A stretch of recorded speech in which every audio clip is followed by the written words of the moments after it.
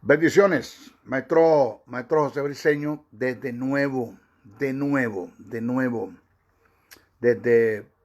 Pensilvania, Filadelfia. Estamos transmitiendo para el mundo, por ende, internacionalmente, para Sudamérica, Centroamérica, Norteamérica, Europa, Asia, aún hasta el continente africano. Y estamos llevando el trabajo que Dios nos ha encomendado, transmitir verdades de reino, no detenernos, avanzar. El apóstol Pablo, aún en la cárcel, dijo: yo puedo estar preso, pero la palabra de Dios no hay que la detenga. Los políticos religiosos de los tiempos de Jesús, dígase Pilato, Herodes y el Sanedrín, crucificaron la verdad, pero al tercer día la verdad le resucitó. Uno de los libros con mayor venta en el mundo, después de la Biblia, se dice que es el Progreso del Peregrino. Progreso del Peregrino, que lo escribió Juan Bunyan, y escribió ese libro desde la cárcel. Las más grandes iluminaciones que Dios le pudo dar a un hombre llamado Watchman Nee se dieron desde la cárcel. De modo que si ellos lo hicieron en prisiones, ¿por qué no hacerlos estando libres y teniendo la libertad para hacerlo y con los medios de comunicación que tenemos para llegar tan lejos? De modo que mi respeto y mi consideración, y me siento honrado y orgulloso de que Dios me haya escogido, además de el llamado que me hizo para la salvación, me haya hecho el llamado para el don ministerial de maestro. Y no solamente que me haya depositado en mí el don, sino que haya depositado el conocimiento para desarrollar el don. Porque puedo tener el don, pero si no hay conocimiento, ¿cómo enseño? ¿Qué enseño? ¿Ya? ¿Y a quién enseño?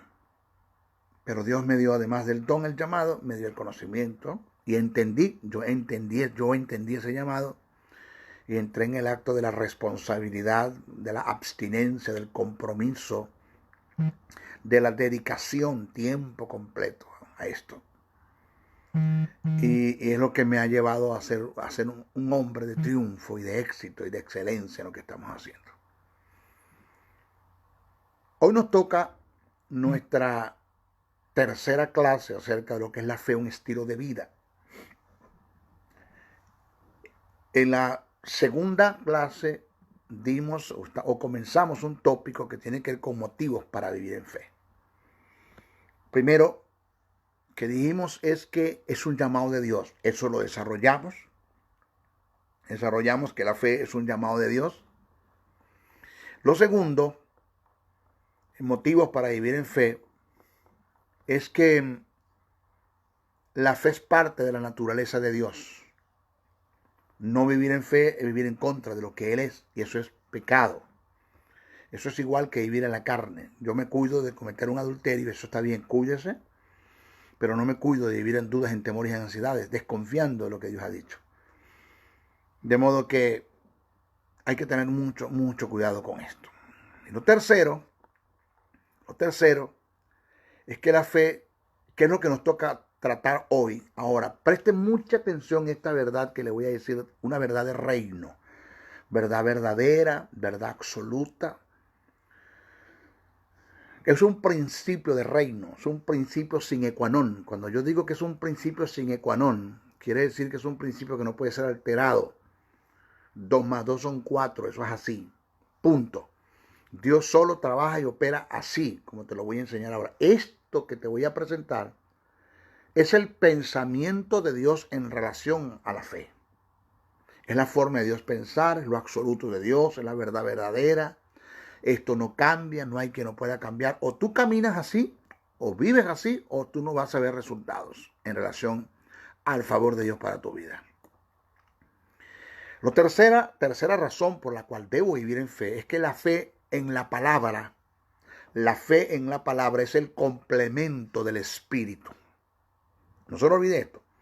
La fe en la palabra es el complemento del Espíritu. Voy a adelantar algo. La palabra es el complemento de la fe. La fe es el complemento de la palabra, pero la fe en la palabra es el complemento del Espíritu. Solo vuelvo a repetir. La palabra es el complemento de la fe. No hay tal cosa como decir tengo fe pero no tengo palabra. ¿Ok? Entonces la palabra es el complemento de la fe. La fe es el complemento de la palabra. No hay tal cosa como decir tengo mucha palabra pero no tengo fe. Entonces la palabra es el complemento de la fe. La fe es el complemento de la palabra. Pero la fe en la palabra es el complemento del Espíritu. Te voy a explicar bien eso. Presta atención. Al decir que la fe en la palabra es el complemento del Espíritu, nos referimos a que el Espíritu Santo, sin una palabra confesada en fe, que es lo que se conoce como el rema de Dios, vamos a hablar más adelante, no podrá llevar a cabo en nosotros su obra. Jamás. O tú crees, aceptas la verdad de Dios, tienes conocimiento de ella, aceptas esa verdad, caminas en esa verdad, confiesas esa verdad, actúas en esa verdad, o tú haces esos pasos, o el Espíritu Santo no puede hacer nada a través de ti. Tienes un llamado, tienes un ministerio, tienes una visión, tienes una misión, pero si no operas, caminas, confiesas, aceptas, actúas en fe, en una palabra que Dios te dio, el Espíritu Santo no podrá hacer nada en ti. O sea, el Espíritu Santo, perdóname la forma como te lo voy a decir, tú eres un simple depósito del Espíritu, donde el Espíritu está en ti, pero no voy a decir inerte porque Él no muere, él no tiene relación con la muerte, jamás. Pero el Espíritu está en ti como, no es que está como que si estuviese inerte en ti. Como que si estuviese muerto. No es que está muerto, como que si estuviese muerto. Una forma de decirte una verdad de reino. Lo nocivo, lo letal, lo mortífero y lo degradante que es ser morada del Espíritu y que el Espíritu Santo no se pueda mover en nosotros y que no haya presencia de Dios. ¿Por qué? Porque vivimos una vida en dudas, en temores, en ansiedades y en preocupaciones. Entonces, al decir que la fe en la palabra es el complemento del Espíritu, nos referimos a que el Espíritu Santo, sin una palabra confesada en fe, que es el rema de Dios, más ahora vamos a explicar bien eso, no podrá llevar a cabo en nosotros su obra. Jamás. La fe es el complemento de la palabra, lo que decía ahora. La fe es el complemento de la palabra.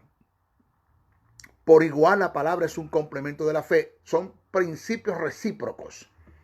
La fe es un principio de la palabra y la palabra es un principio de fe. Entonces, la fe es el complemento de la palabra. Por igual la palabra es el complemento de la fe. Pero la fe en la palabra es el complemento del Espíritu. Para mayor comprensión, porque yo estoy ajustado a lo que dice la Biblia, las Escrituras. Aquí no importa tu opinión, ni mi opinión, ni lo que yo creo, ni lo que tú a mí me parece, lo que a mí te parece, lo que a mí me parece. Alguien dijo, yo lo leí. No, perdóname. Aquí interesa qué Dios dice en relación al asunto. ¿Cuál es el pensamiento de Dios en relación al asunto? Por eso es que cuando me siento, porque el Señor me dijo por el Espíritu, siéntate que te voy a enseñar lo que es fe.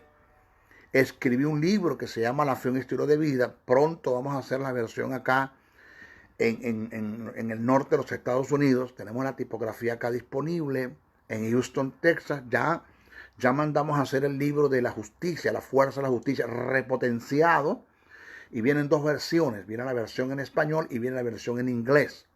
La fuerza de la justicia. Pronto lo tendremos a la venta por Amazon. Vamos a crear una página para ser más efectivo en la distribución del libro, porque me interesa que todos tengan el conocimiento acerca de lo que es la justicia en relación a lo que Dios piensa de la justicia divina. Escribí este libro, La Fe. Dios me dijo, siéntate que te voy a enseñar a vivir en fe, porque necesito hombres de fe para poder hacer en ellos las grandes cosas que yo quiero hacer. Cuando yo empiece, José, a hacer en ti mi propósito, a llevar a cabo en ti mi propósito, y empiecen las tinieblas a ser afectadas, vas a ser atacado por las tinieblas, y es cuando vas a necesitar fe. Tenga mucho cuidado, presta atención a esto que voy a decir.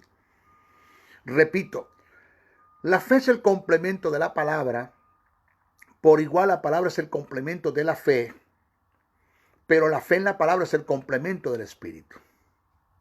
Para mayor comprensión de esta verdad, estudiaremos los diferentes términos que se utilizan o se utilizaron en el griego para hacer referencia a la palabra en sus usos particulares. Vamos a ver.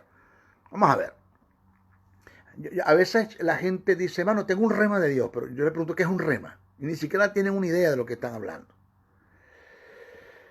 En el griego existen tres términos para hacer referencia a la palabra, que son, cito, logos. El primero es logos, el segundo es logión, y el tercero es rema.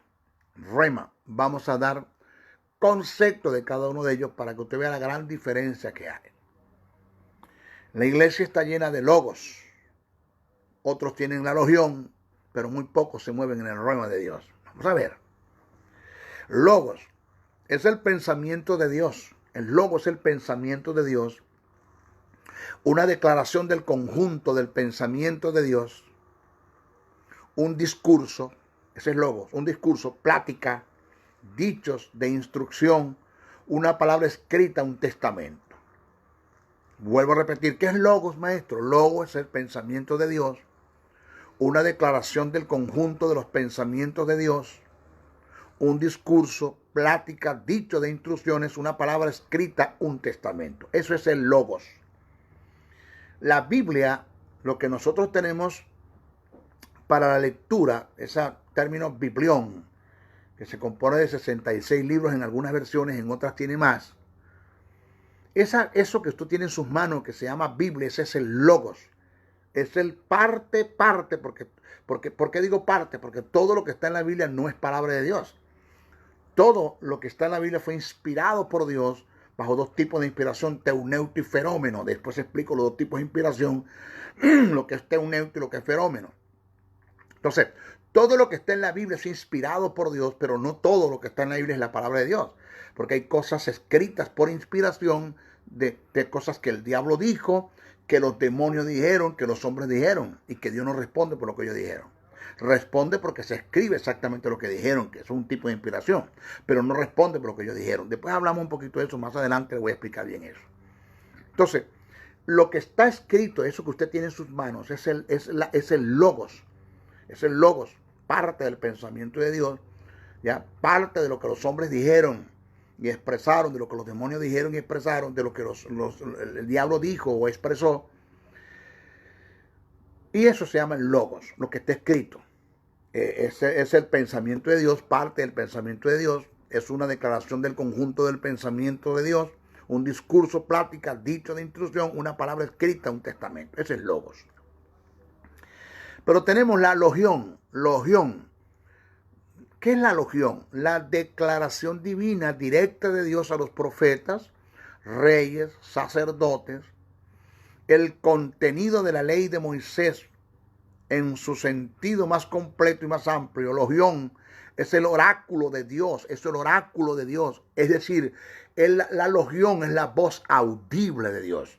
La voz audible de Dios. Esa es la logión. ¿Ok?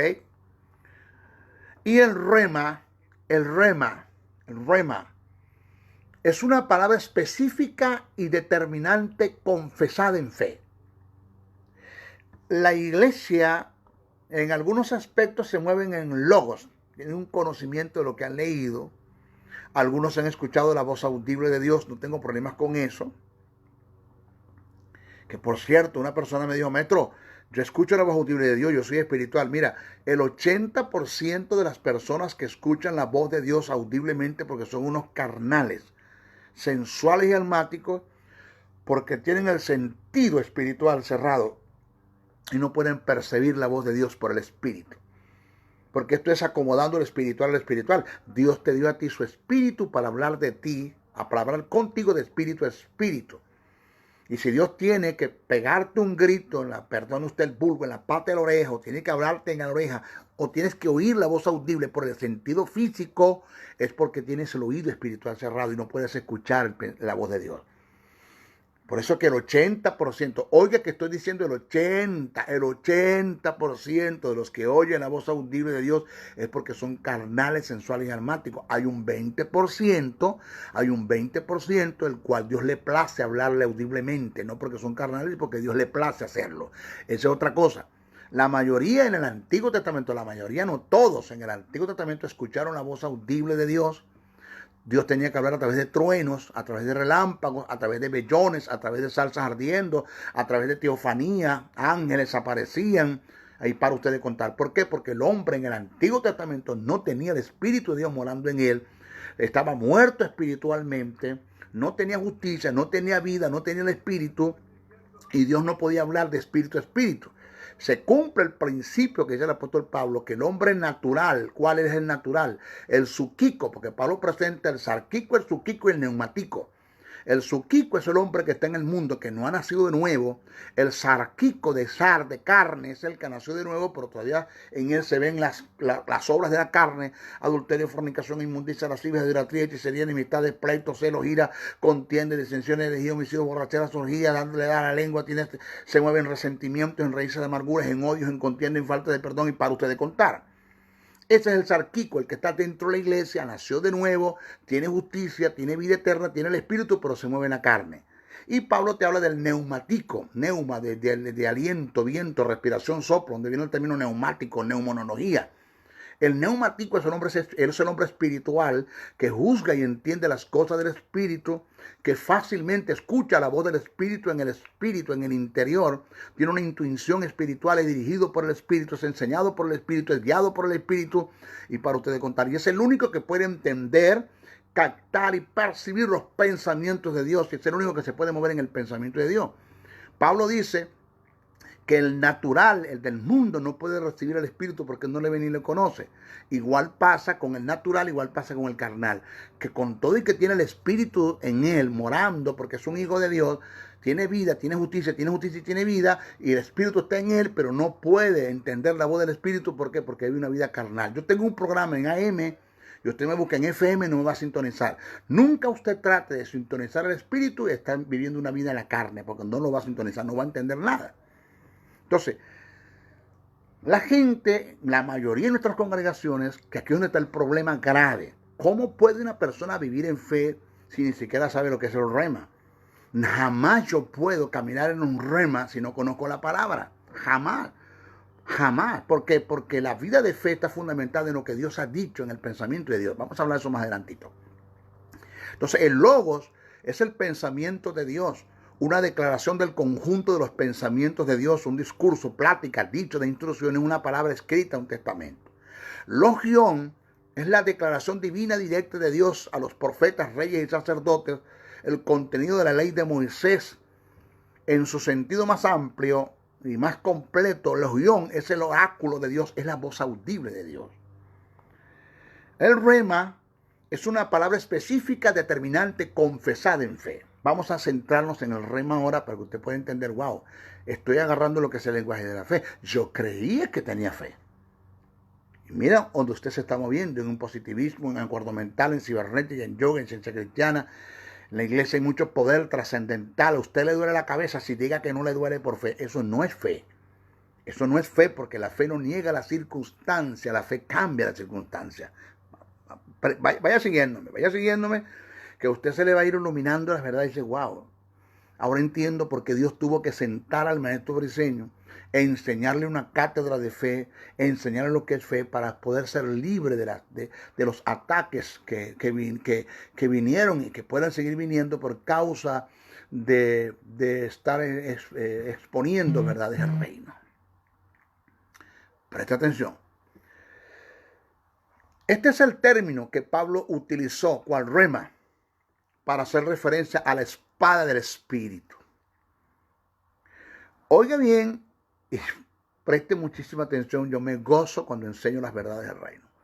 Este es el término, cual rema, no logos ni logión, rema, que Pablo utilizó para hacer referencia a la espada del Espíritu. Aquí se refiere, no es a la Biblia entera como tal, sino a una porción de la palabra que se me ha revelado en el Espíritu iluminado en el alma y en un momento determinado para librar una situación o un conflicto la confieso en fe. Eso está en Efesios 6:17. Dice, tomar la espada del Espíritu, que es la palabra de Dios. Oiga, que la espada es del Espíritu, no suya. El espadachín es el Espíritu, no usted. Usted está llamado a soltarle la espada al Espíritu para que el Espíritu la tome y ejecute en el mundo físico lo que ya en el mundo espiritual fue un hecho determinado por Dios. Presta atención, vuelvo a repetir. Ese término rema es el que utilizó Pablo para hacer referencia a la espada del Espíritu.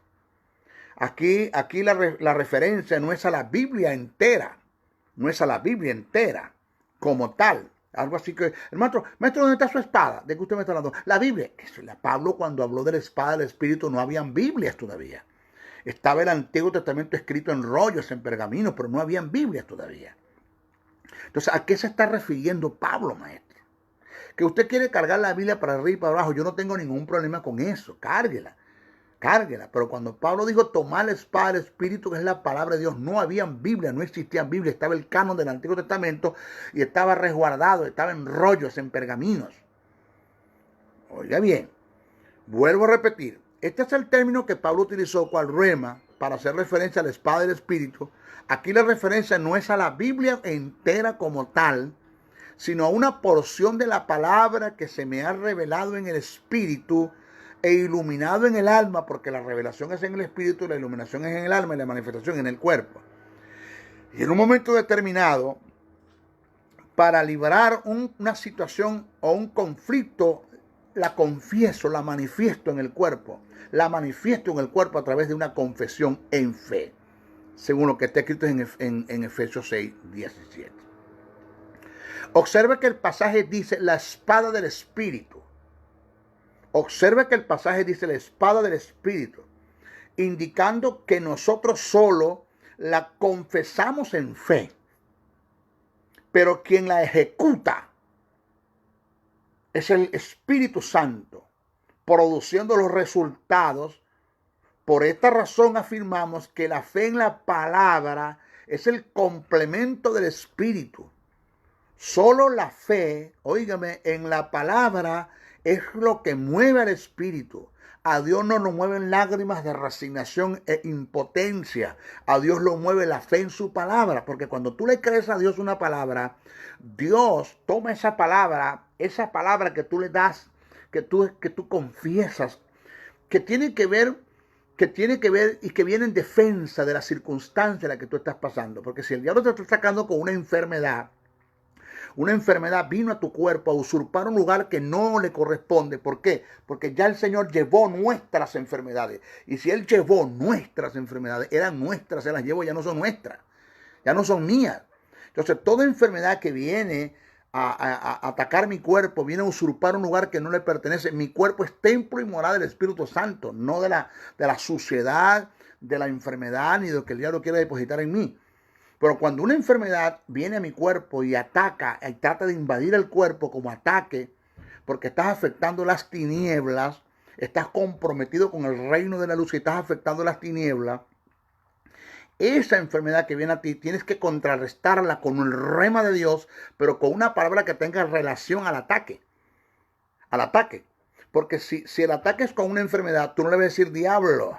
Ahora mismo la palabra dice que Dios suplirá todo lo que me falte conforme a sus riquezas en gloria en Cristo Jesús. No tiene nada que ver esto con esto. No tiene nada que ver la porción de la palabra que le está soltando a Satanás con el ataque que tú estás recibiendo, con la tentación que estás recibiendo, con la prueba que estás recibiendo. Entonces el rema es esa palabra específica y determinante que se te ha iluminado en el Espíritu, o que se te ha revelado en el Espíritu, iluminado en el alma, y que en un momento determinado la confiesas en fe, y que esa palabra que confiesas en fe porque la crees es el pensamiento de Dios, es lo que Dios piensa en relación en el lugar que está siendo atacado, y tiene relación con el ataque. Esa palabra que tú confiesas en fe es la espada del Espíritu, es lo que tú le sueltas al Espíritu Santo. El Espíritu Santo toma la palabra y ejecuta esa palabra en el mundo físico de lo que ya Dios en el mundo espiritual determinó. Entonces yo tomo la palabra que tiene que ver para contrarrestar el ataque y le digo, Satanás, escrito está, porque cuando el Satanás ataca a Jesús, Jesús le cita la palabra, el rema de Dios.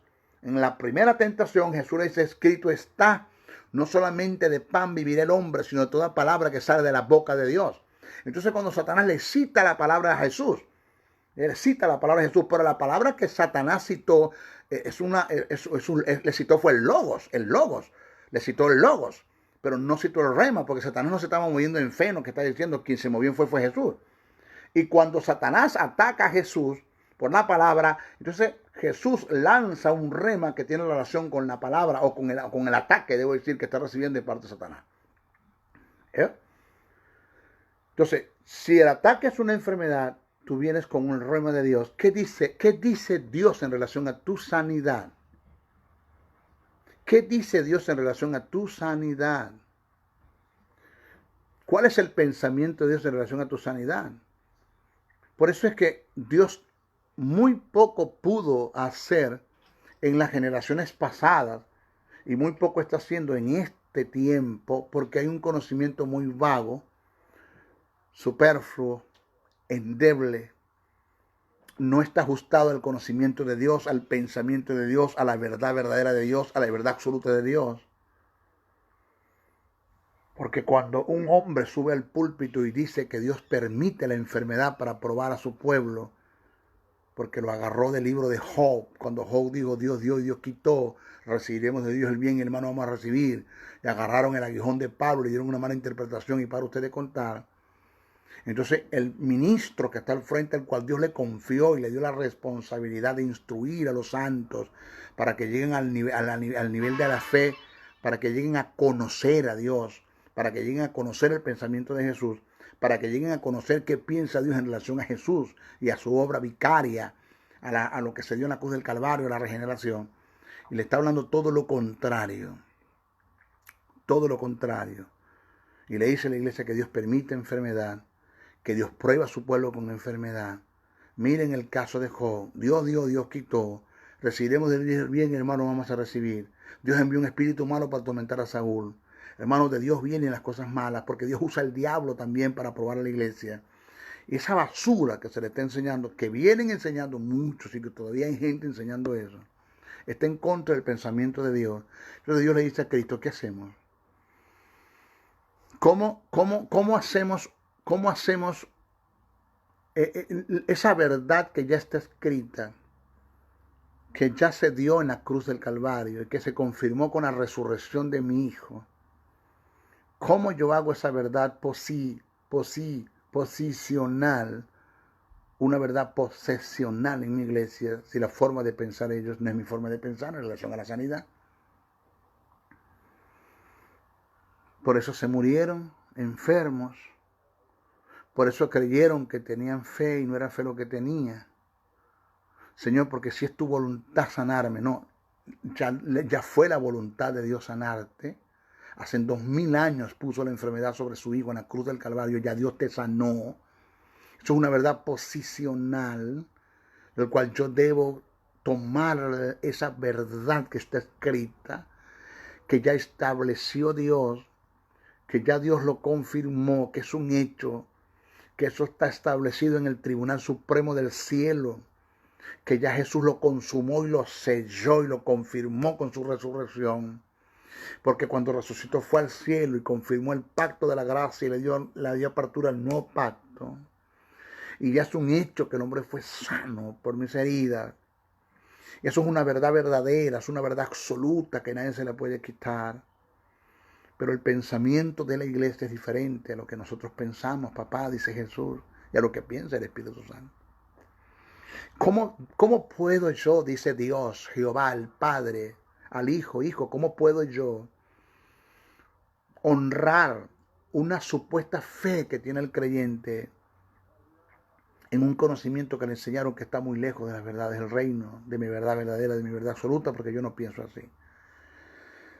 Para él, según lo que su líder le enseñó, yo permito enfermedades.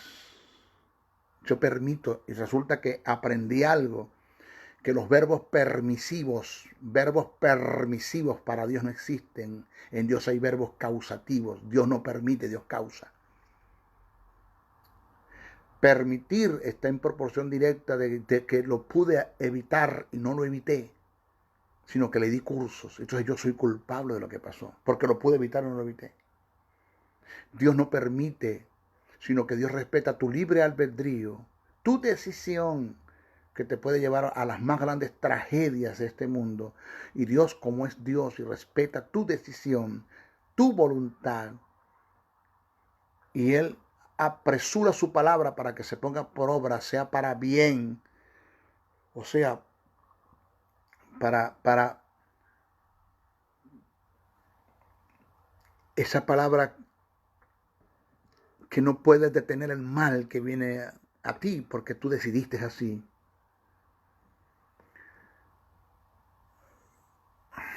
Porque los que aman a Dios todas las cosas les ayudan a bien, dice el texto. Y este texto lo agarramos así, lo sacamos y lo lanzamos. Espérate, hay 3 principios.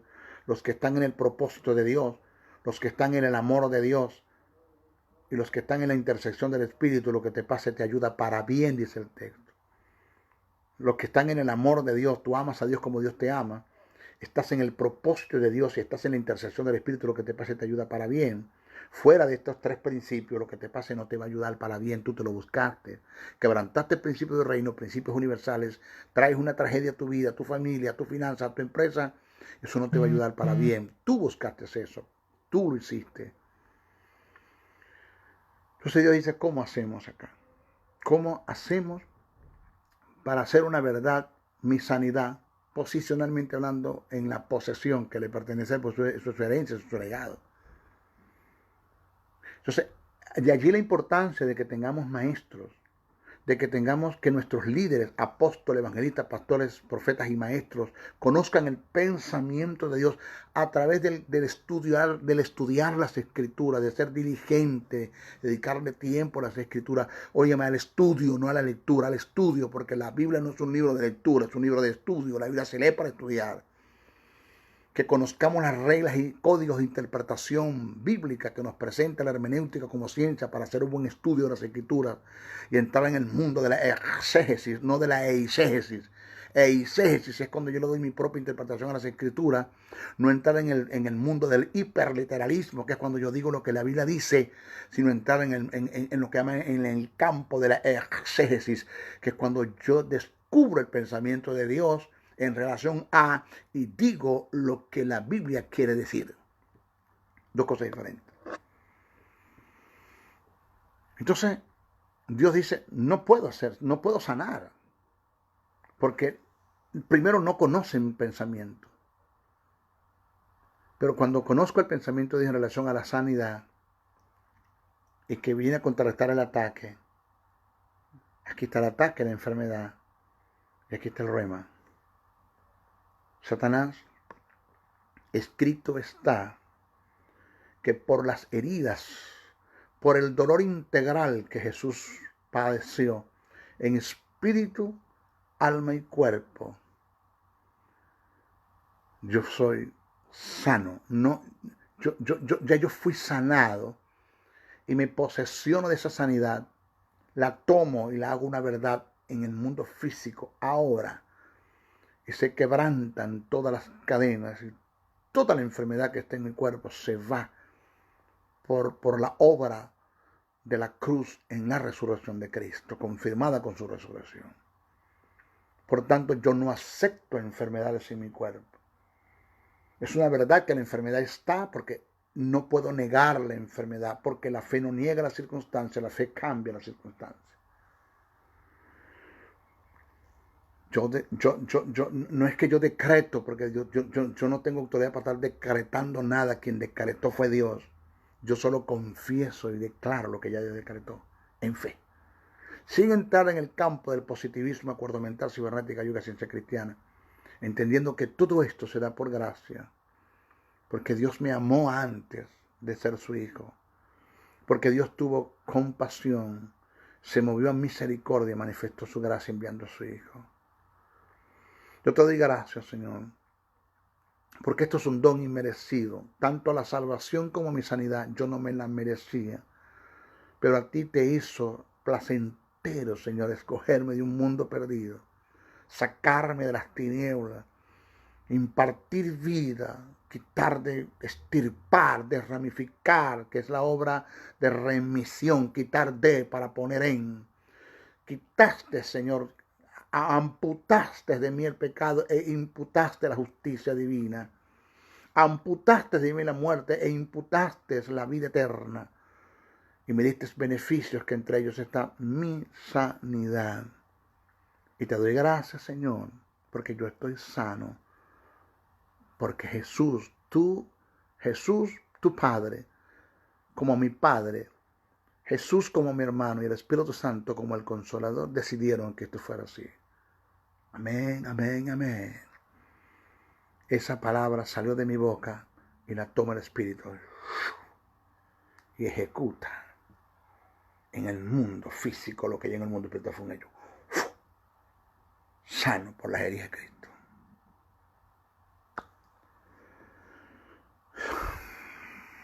Eso es lo que se conoce como el reino de Dios.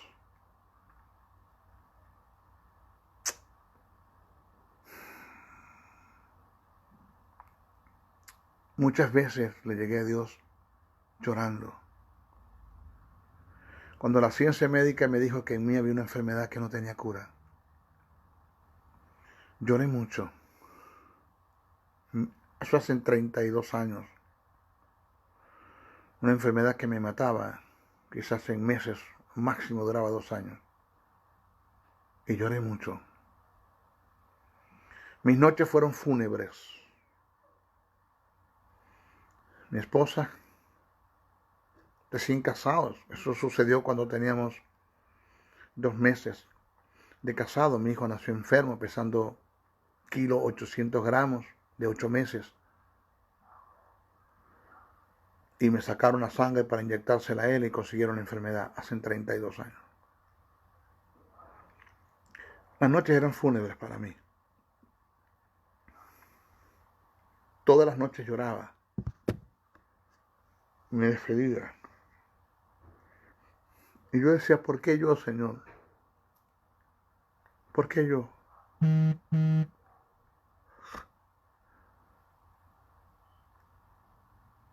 Miraba a mi esposa y a mi hijo. Lo voy a dejar solo. Porque es lo que el diablo quiere, que te centres en la enfermedad, entres en conmiseración y te lamentes de la situación y te desenfoques del lenguaje de la fe. Lloraba. Y el Jehová Dios, mi Padre, habló conmigo por el Espíritu. Y después Jesús habló conmigo por el Espíritu. Y pude identificar sus lenguajes. Cómo mi Padre habló y mi hermano habló. Mi Padre me dijo, José, a mí no me mueven lágrimas de resignación y de impotencia. Cuando tú lloras, compungido, contestado por un pecado que hiciste, pues esas lágrimas yo las veo, lágrimas de arrepentimiento. Cuando tú lloras de alegría, de gozo, son lágrimas porque un corazón contrito y humillado yo no desprecio. Las lágrimas cuando cometes un pecado y te sientes mal y vienes llorando ante mi presencia porque ofendiste mi santidad, y esas lágrimas las tomo en cuenta. Las lágrimas de gozo, yo las tomo en cuenta. Pero lágrimas de resignación y de impotencia, yo no las recibo. Porque no tiene sentido el que tú estés llorando lágrimas de resignación y de impotencia cuando tienes un Dios que todo lo puede.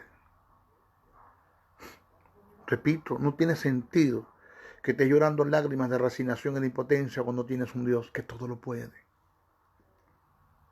Para mí, nada es imposible. Para el que cree todo es posible. Hay un denominador común entre tú y yo, Para mí nada es imposible y para el que cree todo le es posible.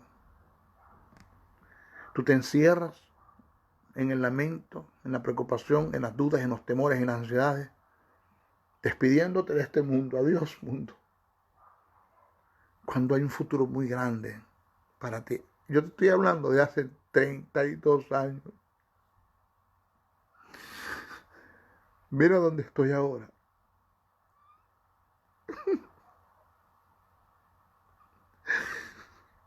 Estoy hablando de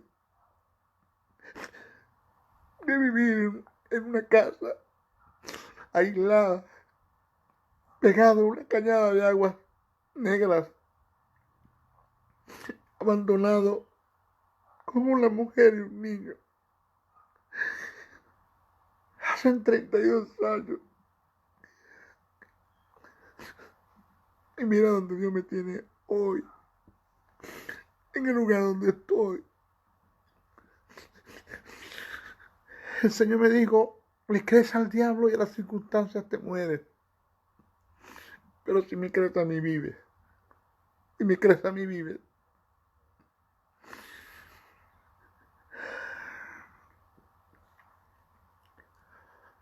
¿Qué digo yo, José, en relación a tu sanidad? No lo conocía. Y me dijo Dios, siéntate.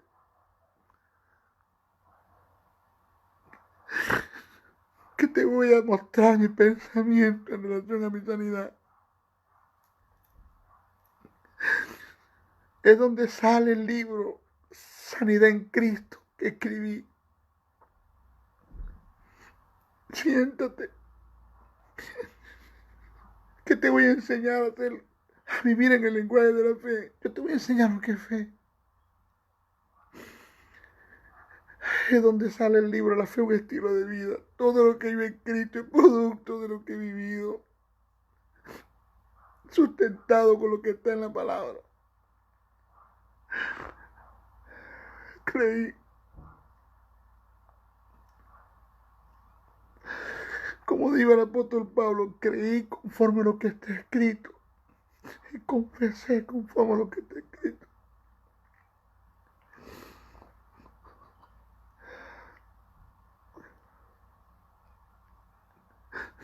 El Señor me dijo, necesito que tomes la palabra que yo te enseñé en relación a tu sanidad. La creas, la confieses, tal como yo lo dije.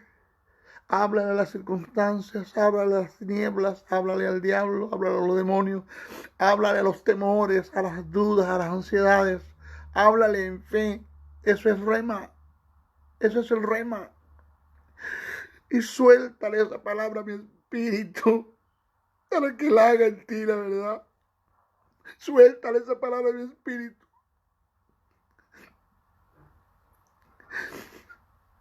No fue fácil. Luchar con las circunstancias no fue fácil. Los síntomas de la enfermedad estaban en mí.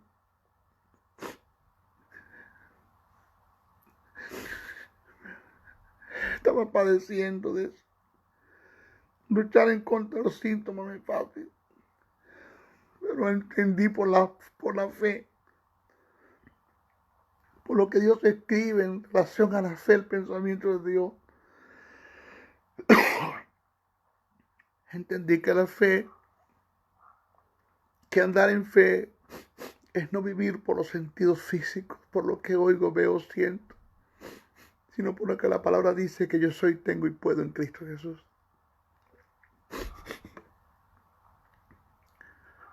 Y tomé esa palabra, la confesé, y el Eterno me sanó. Quizás tuviera 30 años sepultado en el recuerdo de la gente. Él me sanó. Mire, una palabra que Dios dijo es tan determinante como complemento para la manifestación del Espíritu.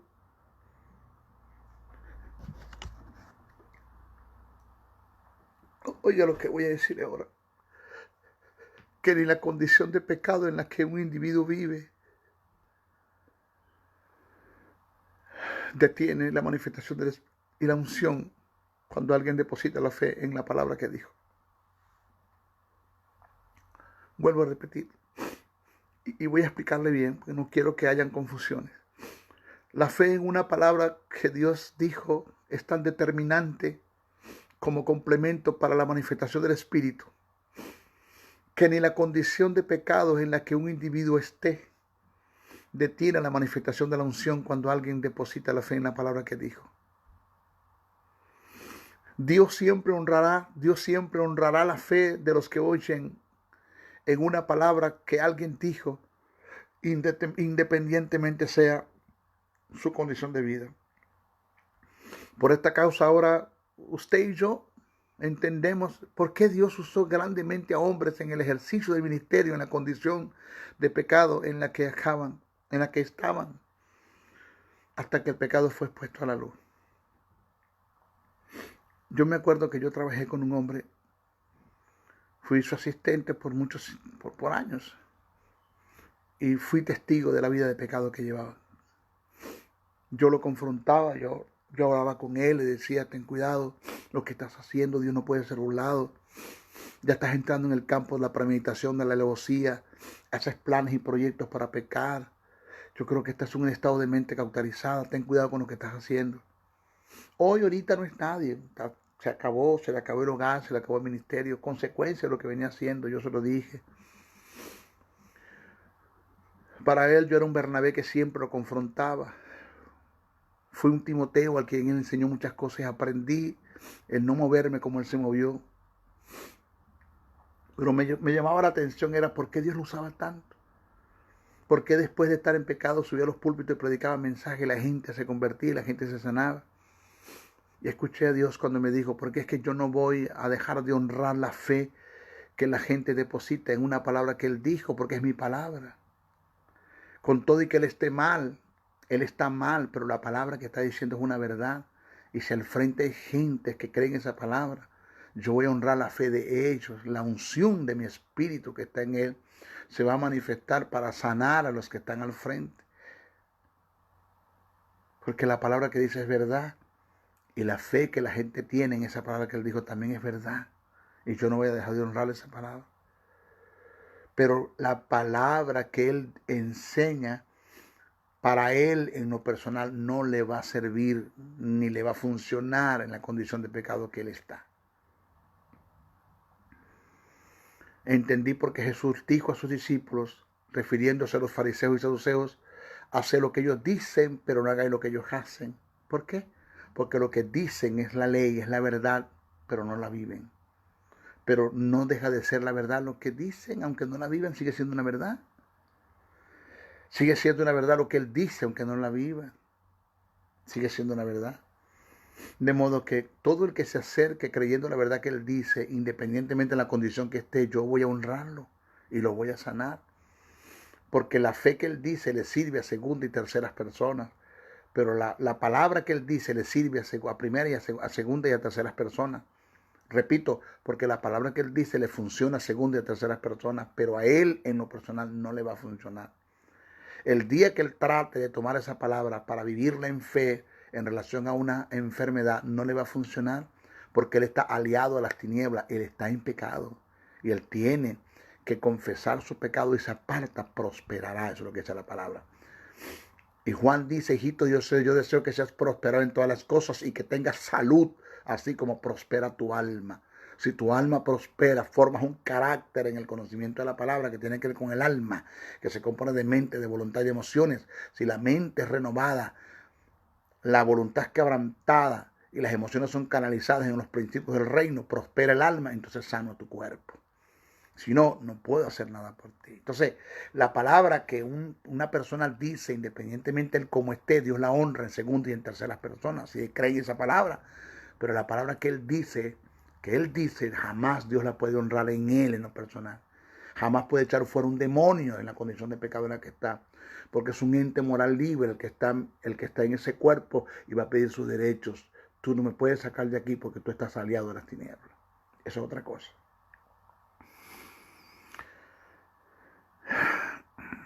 Hay un punto que debemos dejar muy detallado para evitar el fideísmo. Fideísmo es la rama de la epistemología, el cual declara y afirma que la verdad tiene su fundamento en la fe, no la fe en la verdad. Bajo esta creencia surgió el fideísta, que es la persona que deposita su fe en la fe o en la fe de otros. Su creencia no está depositada en la verdad ni en la razón, sino en la fe. Esto es todo lo contrario a lo que enseñan las Escrituras. Es bueno haber aclarado este punto para evitar que se levanten fideístas en nuestras congregaciones que en vez de depositar su fe en la verdad de la palabra, la depositen en la fe de ellos o en la fe de otros. Hacer eso es quitarle el lugar que le corresponde a la palabra como complemento de la fe, y es entrar en el campo de la herejía y de la apostasía. La conocida predicadora Daisy Oswald, esposa de T.L. Oswald, no creo que le pasó, fue a la esposa de John Austin, Dodie Austin, padeciendo de un cáncer. Los grandes predicadores como Shamba, como T.L. Oswald, como Kenneth Hagin, como Kenneth Copeland, Frederick Spry, para usted de contar, se reunieron en el hospital y oraron por ella y declararon una sanidad sobre ella. No recibió sanidad. En el momento no recibió sanidad. Se sentó en su cama y le dijo al Señor: ¿por qué si los hombres de fe, los que tú usas grandemente, vinieron a orar por mí y no me ha sanado? Y se le apareció el Señor Jesús en visión y le dijo: porque tú depositaste tu fe en la fe de ellos y depositaste tu fe en ellos, no en mí. Quien murió por ti en la cruz fui yo, no fueron ellos. Tú debes depositar la fe en mi palabra. ¿Qué dice mi Padre en relación a tu sanidad? ¿Cuál es el pensamiento de mi Padre en relación a tu sanidad? Yo te voy a sanar. Pero tú depositas la fe en ellos. Eso es fideísmo.